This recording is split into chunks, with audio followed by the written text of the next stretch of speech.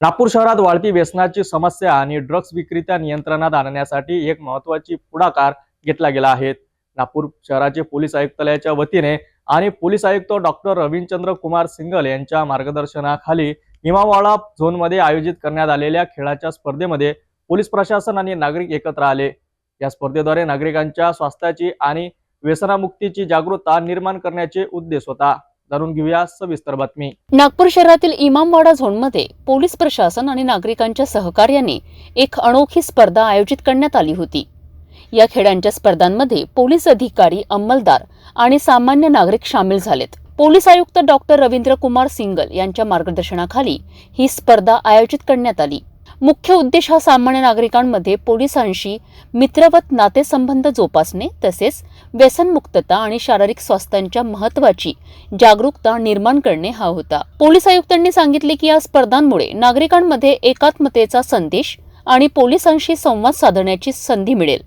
त्याचबरोबर व्यसन आणि ड्रग्जच्या समस्येशी लढण्यासाठी एकत्रितपणे काम करण्याचे महत्त्व नागरिकांपर्यंत पोहोचविण्याचा हा एक मोठा प्रयत्न आहे। या स्पर्धांमध्ये विविध खेळांचा समावेश होता, ज्यामध्ये विविध पोलीस अधिकारी आणि अंमलदार सर्वांनी भाग घेतला। हा कार्यक्रम फक्त एक खेळ नव्हे, तर नागपूर शहरात व्यसनमुक्त समाज निर्माण करण्यासाठी एक महत्त्वाची पावले होती।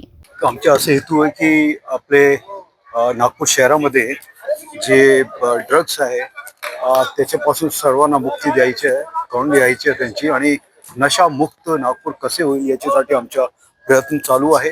या अनुषंगाने आपण पूर्ण कमिशनमध्ये वेगवेगळी स्पर्धा घेतोय। तसेच आपल्या इथून इमामवाड्याच्या हद्दीमध्ये आज कालपासून टुर्नामेंट चालू आहे, ज्याच्यात व्हॉलीबॉल आहे आणि आपण स्थानिक लोक आणि बाकी आमचे जे झोन आहे तिकडचे जे अधिकारी कर्मचारी ते सोबत त्यांचे खेळत आहे।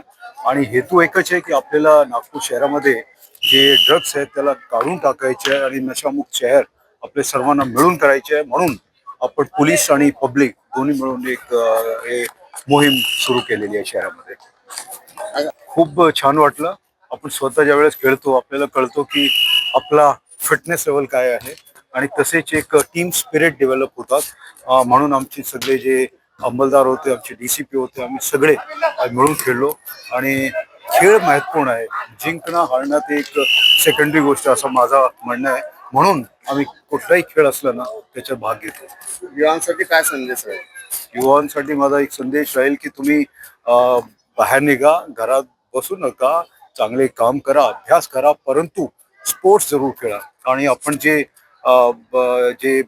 इकडे तिकडे जे आपला हे असतो की नशेमध्ये काही मुले जातात किंवा इतर याच्यात, त्याच्यापासून लांब राहायच्या।